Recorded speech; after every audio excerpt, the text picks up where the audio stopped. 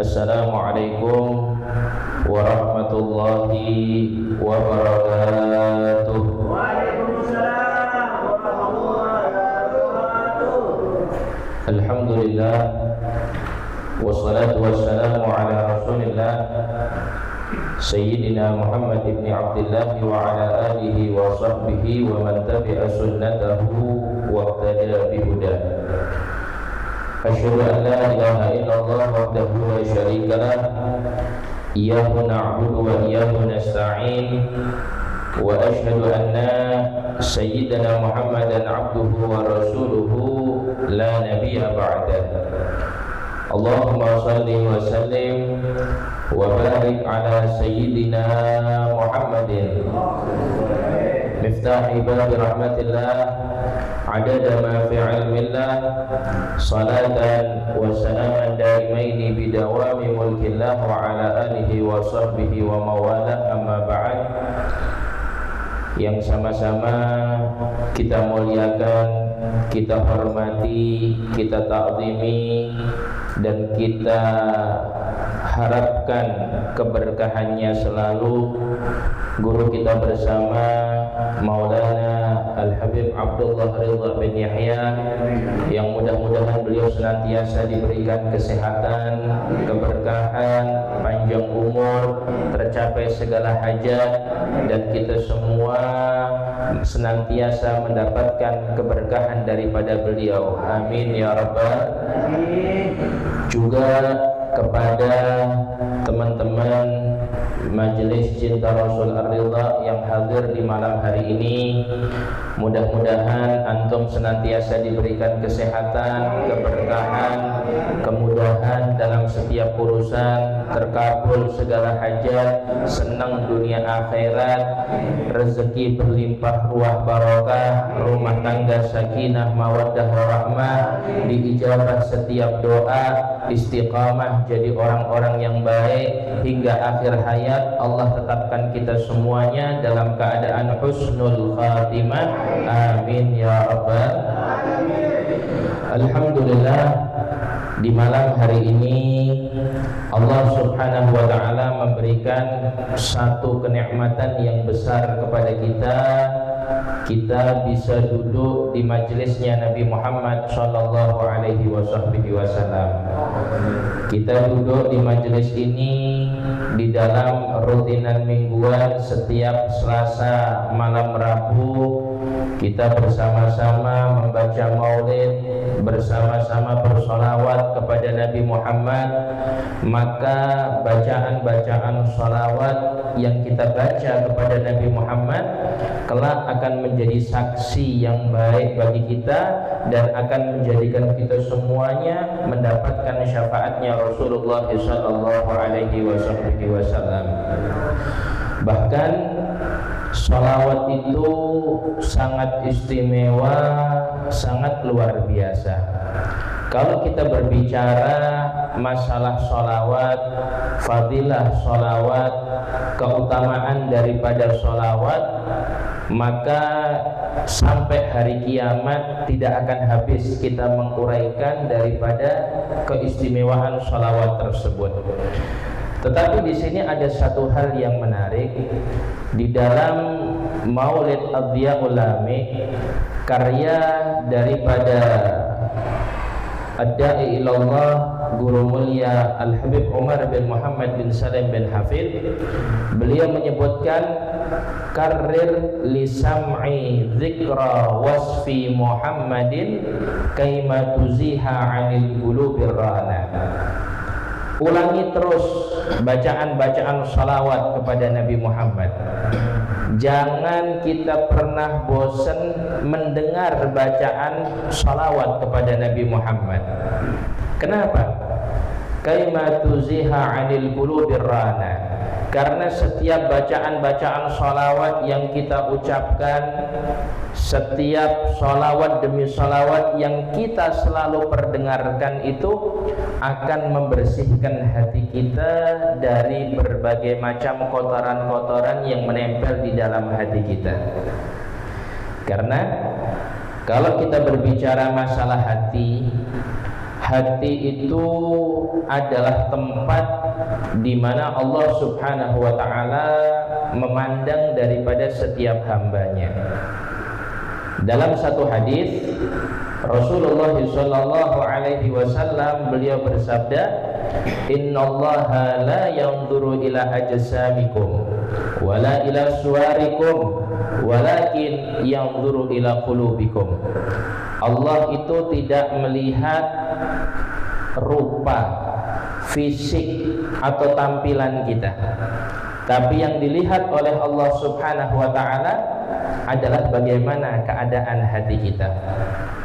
Dalam riwayat yang lain disebutkan, ala inna fil jasadi mudghah. Ketahuilah dalam diri manusia ini ada satu organ. Idza saluhat saluhal jasadu kulluh. Apabila satu organ itu baik, maka seluruh tubuh kita akan baik semuanya. Wa idza fasadat fasadal jasadu kulluh. Tetapi apabila buruk satu organ tersebut, maka semua yang ada dalam diri kita juga akan buruk semuanya. Ala wahya qalbu, maka ketahuilah satu organ yang sangat penting itu adalah hati. Dan di dalam Al-Qur'an Allah Subhanahu wa taala berfirman, ya'lamu kha'inatal a'yun wa ma tukhfis sudur.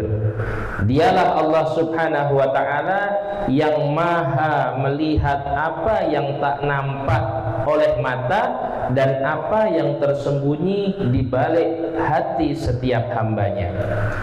Makanya kita punya hati ini harus kita jaga betul-betul, karena hati ini tempat Allah Subhanahu wa ta'ala melihat kita.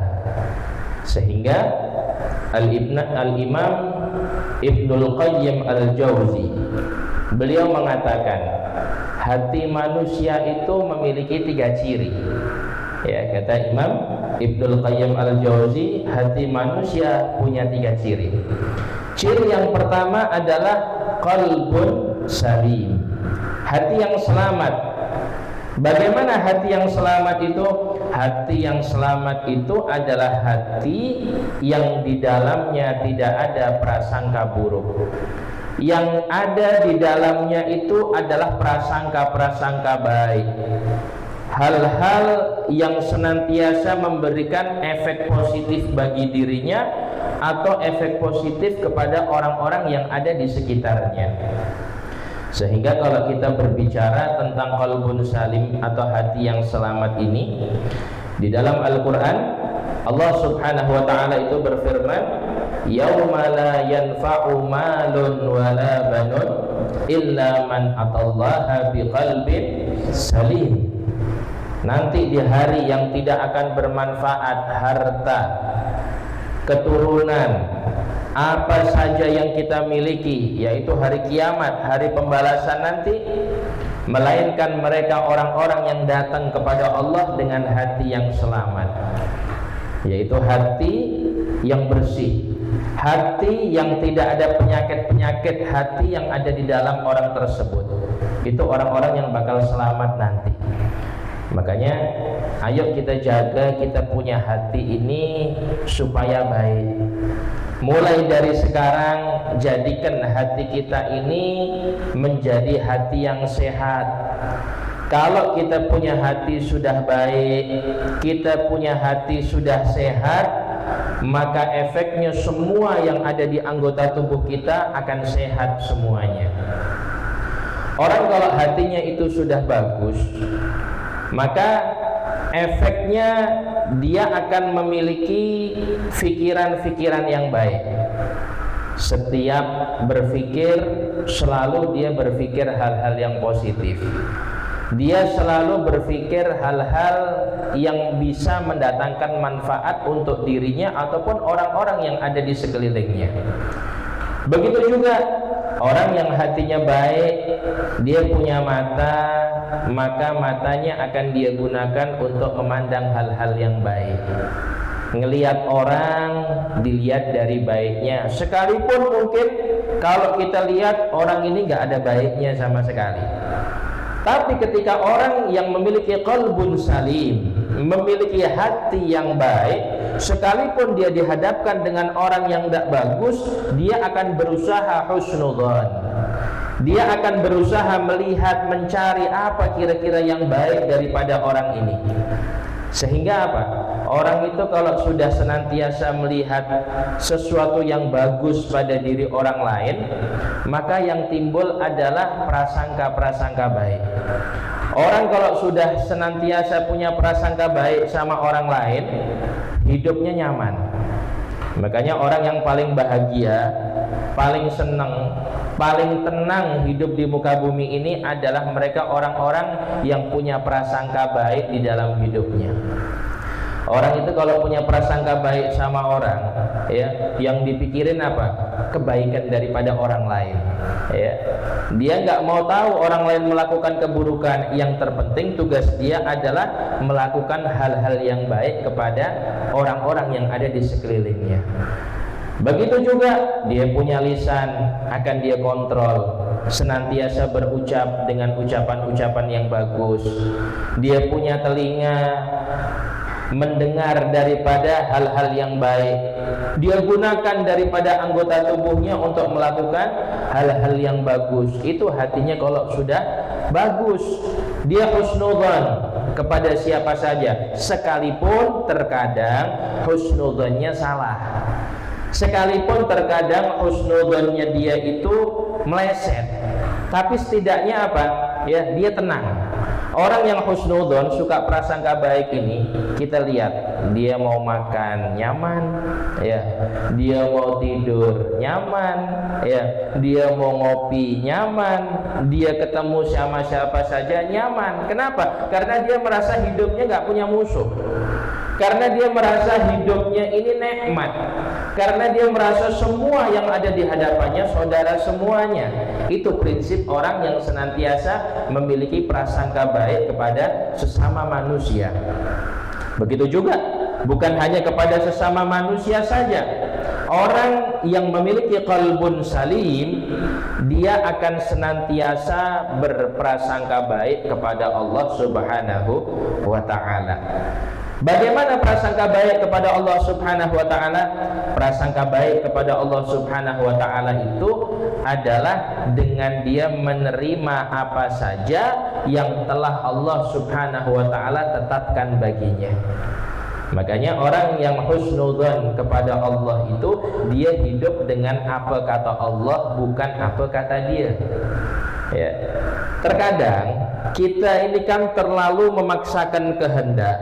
Ya silakan, kita mau usaha itu boleh, ya, karena memang tugas kita sebagai seorang hamba, kita usaha, kita ikhtiar, kemudian kita mencoba, diiringi dengan doa, sabar, ya. Setelah itu serahkan semuanya kepada Allah Subhanahu wa ta'ala. Kalau jalur dunia kita yang atur, jalur langit biar Allah yang atur. Ya, enggak usah ikut-ikut jalur langit gitu. Ya, udah apa kata Allah Subhanahu wa ta'ala, Allah pasti akan memberikan yang terbaik untuk kita. Ya, karena kita sering mendengar ucapan bahwasanya usaha itu tidak akan mengkhianati hasil. Di mana ada usaha, di mana ada kesungguh-sungguhan di situ, dan Allah melihat seorang hamba ini dia betul-betul dia punya pengharapan yang besar, maka Allah akan lancarkan. Ya, makanya kita libatkan Allah Subhanahu wa ta'ala, ya, dalam setiap urusan kita. Ya, mau mulai usaha, kita baca bismillah minimal. Setelah selesai kita aktivitas, kita ucapkan alhamdulillah. Ya, kita libatkan Allah dalam setiap urusan kita. Begitu juga termasuk husnudzon kepada Allah ini bagaimana? Tatkala kita doa sama Allah, ya, kita ini kan terkadang udah doa, ya, udah doa betul-betul sampai nangis, tada gak dikabulkan sama Allah Subhanahu wa ta'ala. Ya, lalu kita bingung, ya, aku ini udah doa, aku udah minta, kenapa kok belum dikasih sama Allah? Apa kurangnya aku ini? Ya, Nggak ada kurangnya. Yang kurang cuman apa? Kita kurang sabar. Kita kurang yakin sama Allah Subhanahu wa ta'ala. Karena dalam Al-Quran Allah Subhanahu wa ta'ala berfirman, ud'uni astajib lakum. Minta kepadaku, kata Allah, astajib lakum. Allah merintahkan kita untuk minta, bukan untuk mikir kapan diijabah sama Allah. Enggak. Tugas kita minta, pokoknya minta yang banyak sama Allah Subhanahu wa ta'ala. Ya, kalau kita minta sama Allah itu enggak usah hitung-hitungan. Terkadang kita lagi diajak sama kita punya kawan, ya, sama kawan kita, yuk aku jamin kau makan, ya, dibawalah ke rumah makan. Apa nih kira-kira aku harus ngambil apa? Bebas, terserah, kau kepengen apa ambil. Wah, kebetulan lagi lapar, ayo, satu buku menu dipesan semua, ya, kita ambil semuanya. Itu sama manusia. Tapi ketika tatkala kita sama Allah, mintanya itu sedikit. Ya Allah, saya minta ini, udah. Tidak sabar, seolah-olah kita ini merengek minta sama Allah Subhanahu wa ta'ala. Padahal kata Allah, ud'uni, Allah memerintahkan kita, minta kepadaku. Kata Allah, astajib lakum, akan aku ijabah. Lah pertanyaannya sekarang, kita ini udah minta belum sama Allah? Kita ini udah ngemis belum sama Allah? Terkadang kita doa, ya Allah, kau tahu apa yang ada dalam hatiku, ya Allah, amin. Betul, Allah tahu apa yang ada dalam hati kita. Sebagaimana yang saya katakan tadi di awal, ya'lamu kha'inatal a'yun wa ma tukhfis sudur. Allah tahu apa yang enggak kelihatan sama mata dan apa yang tersembunyi dalam hati. Betul, Allah tahu. Tapi kenapa kok kita itu disuruh minta sama Allah, disuruh mendetail di dalam berdoa kepada Allah Subhanahu wa ta'ala? Maka jawabannya sebagaimana di dalam ucapan Al-Habib Abdullah bin Alawi Al-Haddad dalam qasidah yang sering kita baca itu, ya, qad kafani ilmu rabbi min su'ali wa ikhtiyari fa du'ai wa iktihali syahidun li biftiqari. Dan ini adalah doa dariku, ya, permohonan dariku, aku ucapkan semuanya. Bukannya Allah nggak tahu, Allah tahu. Tapi kenapa aku ucapkan semuanya? Kata Imamul Haddad, syahidun li biftiqari, karena menunjukkan kefakiranku di hadapanmu, ya Allah. Ya, jadi Allah itu senang, ya, Allah itu senang kalau kita mintain. Semakin sering kita minta sama Allah, semakin banyak kita minta sama Allah, Allah Subhanahu wa ta'ala senang. Beda sama manusia, dimintain sekali dikasih, dimintain 2 kali dikasih, 3 kali dikasih, muncul lagi, ngilang kita udah, ya, malah dia tak dia aja. Ya, jadi seperti itu, ya, orang yang punya husnudzan, baik sangka kepada Allah Subhanahu wa ta'ala, dia akan terus minta kepada Allah Subhanahu wa ta'ala, terus berdoa kepada Allah, dan dia yakin bahwasanya Allah la yukhliful mi'ad, tidak akan mengingkari daripada janjinya. Sampai ada satu hadis qudsi. Hadis qudsi itu adalah hadis yang datangnya dari Allah dan diriwayatkan oleh Nabi Muhammad. Apa kata Allah di dalam hadis qudsinya? Ana inda dhanni 'abdi bi falyadhun nabi masya. Aku itu tergantung prasangka hambaku, maka berprasangkalah hambaku kepadaku sesuka dia.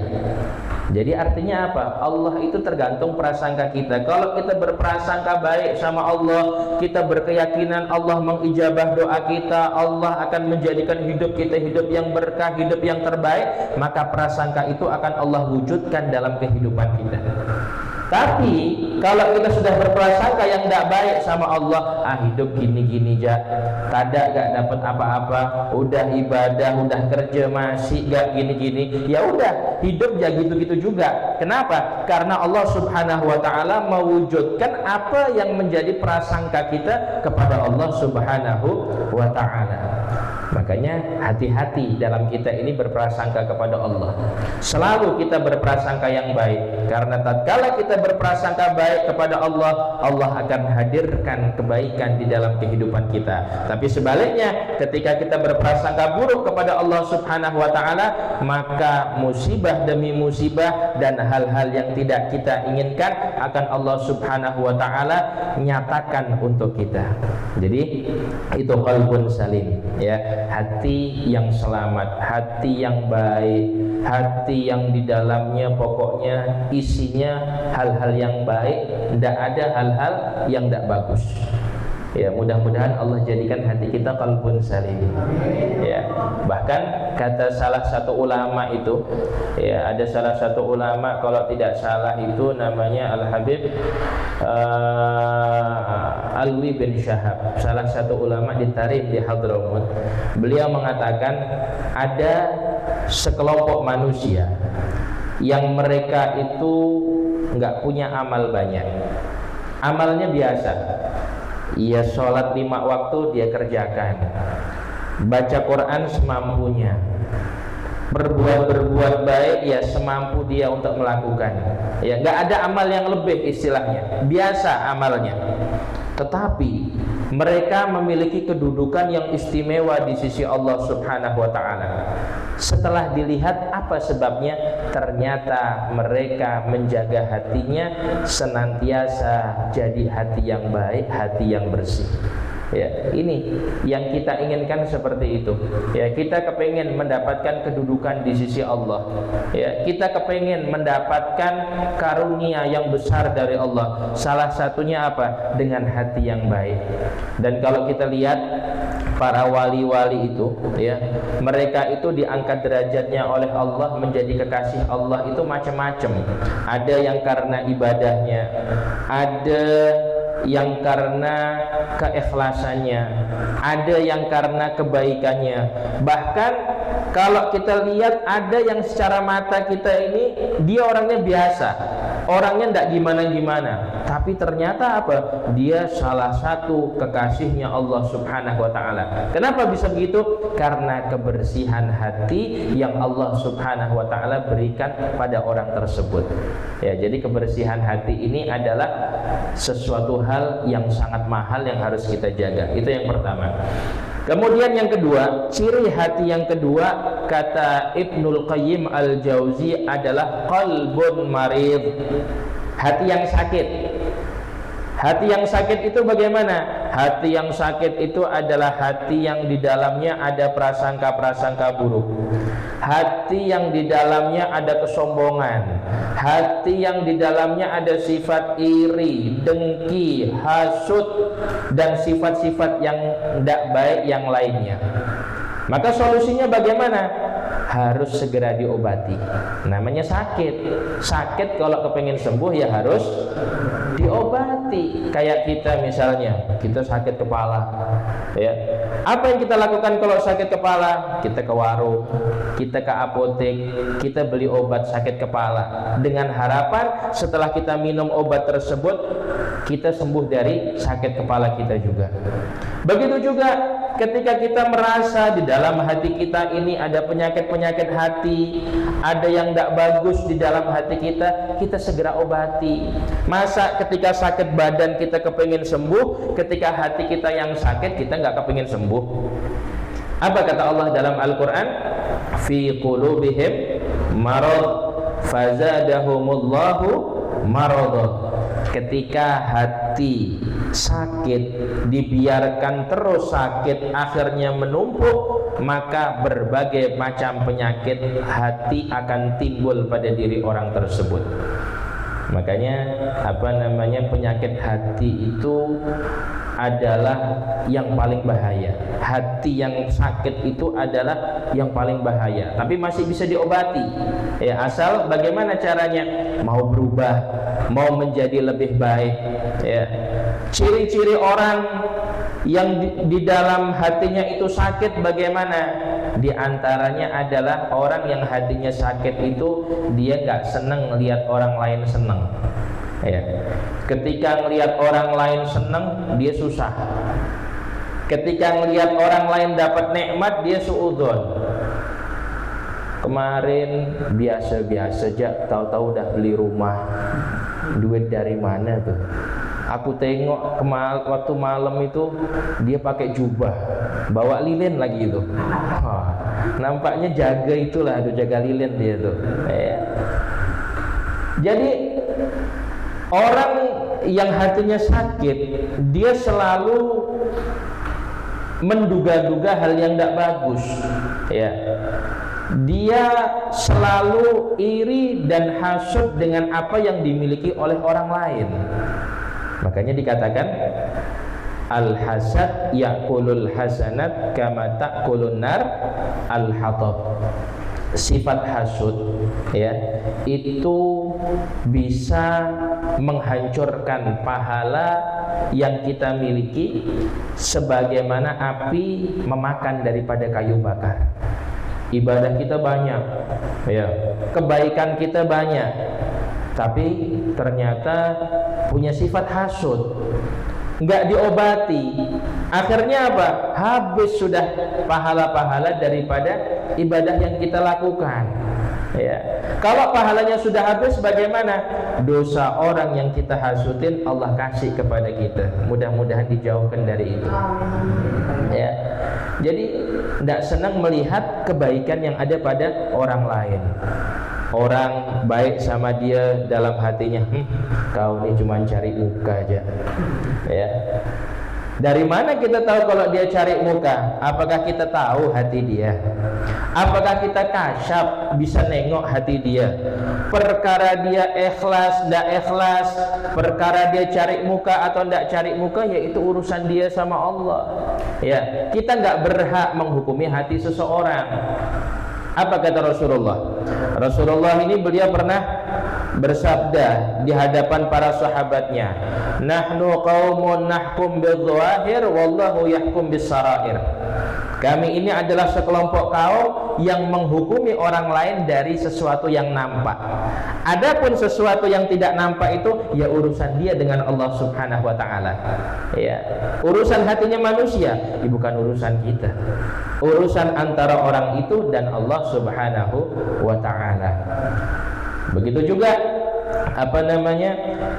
ketika seseorang di dalam hatinya itu sakit, maka terkadang dia akan merasa bahwasannya dirinya itu adalah yang paling baik, dirinya yang paling hebat, ya.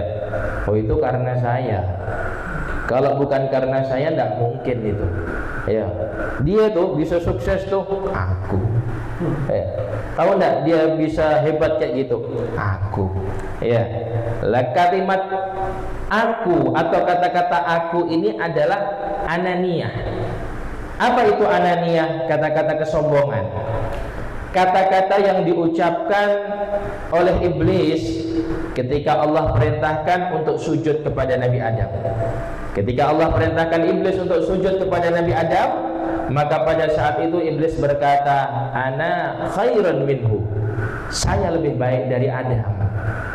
Maka karena kesombongan iblis tersebut, Allah Subhanahu wa ta'ala mengusir iblis yang tadinya tinggal di surga, diusir dari surga, dimasukkan ke dalam neraka, dan dijadikan makhluk yang paling dilaknat oleh Allah Subhanahu wa ta'ala, ya. Makanya orang-orang yang sombong itu, ya, mereka tidak akan merasakan nikmat di dalam hidupnya, ya. Bahkan ditakutkan kalau tidak merubah daripada dirinya, maka tidak akan masuk ke dalam surganya Allah Subhanahu wa ta'ala. Kemudian ada orang bertanya kepada Rasulullah, ya Rasulullah, saya melihat ada orang yang pakai pakaian bagus, ada orang yang rumahnya bagus, ada orang yang kendaraannya bagus, apakah dia sombong ya Rasulullah? Enggak, ya, enggak, mereka enggak sombong. Lalu apa ya Rasulullah? Mereka sedang mensyukuri daripada nikmat yang Allah berikan kepada mereka. Karena apa? Innallaha jamilun yuhibbul jamal. Allah itu adalah zat yang indah, menyukai hal-hal yang indah, ya. Belum tentu kita melihat ada orang sering pakai pakaian bagus, pakai sarung bagus, kemudian pakai kendaraan bagus, rumahnya bagus, kita bilang laga dia sombong. Belum tentu. Ya, nggak bisa kita menghukumi kesombongan itu dari luarnya saja. Perkara sombong atau tidak itu urusan hati. Ya, makanya di sini ketika Rasulullah ditanya, wahai Rasulullah, apa makna yang sebenarnya dari kesombongan? Maka dikatakan sombong itu adalah batarul haq wa ghamtun nas, menolak daripada kebenaran dan merendahkan daripada manusia. Orang sombong itu biasanya dia nggak bisa menerima kebenaran. Kenapa? Karena menganggap dirinya yang paling benar, menganggap dirinya yang paling baik. Ya, diingatkan sama orang, apa yang menjadi nasihatnya nggak masuk. Sampai ada satu kisah, ya, ada satu orang Pak Haji, dia ngimamin sholat duhur pada saat itu. Ketika ngimamin sholat duhur, tiba-tiba setelah takbiratul ihram, suaranya itu dikeraskan, dijaharkan. Oh, ini makmumnya kaget semua. Loh, ini kan sholat duhur, ngapa Pak Haji ini kok suaranya keras ini? Setelah selesai sholat, habis wirid, habis doa, ketika salam-salaman, dikasih tahu, Pak Haji ini kan sholat duhur. Kenapa suaranya kok dikeraskan Pak Haji? Kan kalau sholat duhur kan biasa tidak ada suaranya. Apa kata Pak Haji tadi? Kau tuh tahu apa aja? Aku ini udah 7 kali haji, gitu dia. Ya, sejak kapan Fatihah berubah karena naik haji 7 kali? Ya, itu. Ya, jadi orang yang senantiasa menolak kebenaran malah mencari daripada pembenaran, itu orang sombong. Wa ghamtun nas, merendahkan manusia. Itu orang sombong. Ya, maksudnya merendahkan manusia ini gimana? Terkadang, ya, walaupun nggak semuanya, ada sebagian orang yang terkadang kalau dinasihatin sama yang lebih muda, dinasihatin sama anak kecil, misalnya kita gengsi, kau tuh anak kecil tahu apa? Aku nih udah hidup lama, kau tuh baru hidup, katanya. Ya. Jadi seperti itu, sombong. Karena apa? Ada satu ungkapan itu mengatakan khudhis shawab walau min lisanil majanin. Ambil kebenaran sekalipun itu keluar daripada ucapan-ucapan orang yang tidak waras. Ada orang yang tidak waras misalnya ngomong bener yang diomongin, kira-kira diikutin tidak? Ikutin. Ada orang waras, omongannya seperti orang tidak waras, diikutin tidak kira-kira? Ya enggak. Ya. Jadi kesombongan itu, ya, diantaranya adalah ketika kita dinasihatin sama orang, kita milih-milih dulu, nih siapa yang nasihatin aku.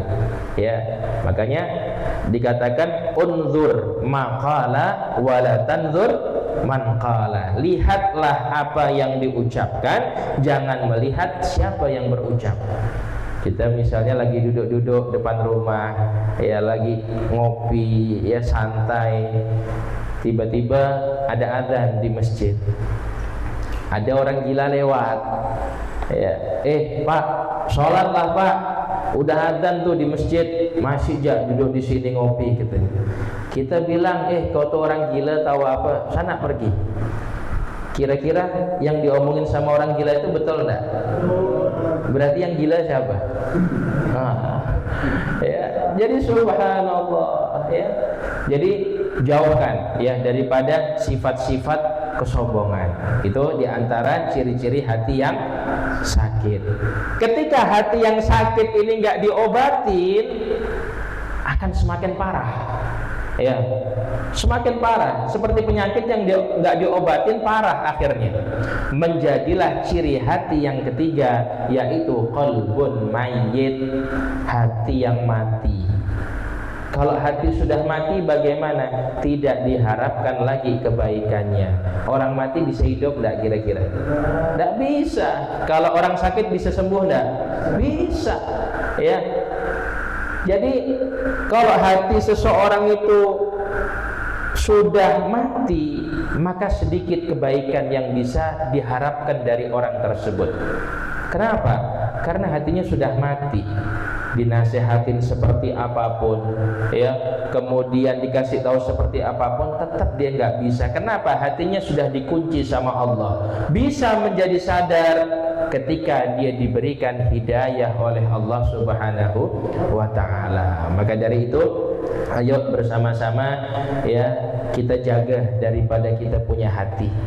Kita masukkan di dalam hati kita ini yang bagus-bagus. Yang bagus kita masukkan, yang tidak bagus kita keluarkan dalam hati. Supaya apa? Supaya kita punya sambungan kepada Allah ini bagus. Kalau sambungan kita kepada Allah sudah bagus, bagaimana? Hidup ini nikmat rasanya. Kalau kita sudah bisa menikmati hidup ini, maka keberkahan demi keberkahan, kebaikan demi kebaikan akan datang kepada kita. Makanya orang yang paling bahagia, paling senang hidup di muka bumi ini adalah mereka orang-orang yang punya hati bagus. Mudah-mudahan Allah berkahi hati kita, Allah berkahi kehidupan kita, Allah jadikan hati kita sebagai qalbun salim. Kalau hati kita menjadi qalbun marid, Allah sembuhkan hati kita, dan Allah jaga hati kita supaya hati kita ini tidak menjadi hati yang mati. Dan mudah-mudahan Allah Subhanahu wa ta'ala jadikan hati kita senantiasa tersambung kepada guru mulia kita Maulana Al-Habib Abdullah Ridha bin Yahya, tersambung kepada guru beliau, ke gurunya lagi, sampai ke Rasulullah sallallahu alaihi wasallam. Dan Allah Subhanahu wa ta'ala jadikan kita semua orang-orang yang istiqamah di dalam kebaikan. Amin amin ya rabbal alamin. Kurang lebihnya mohon maaf. Wallahul muwafiq ila aqwamit thariq. Assalamualaikum warahmatullahi wabarakatuh.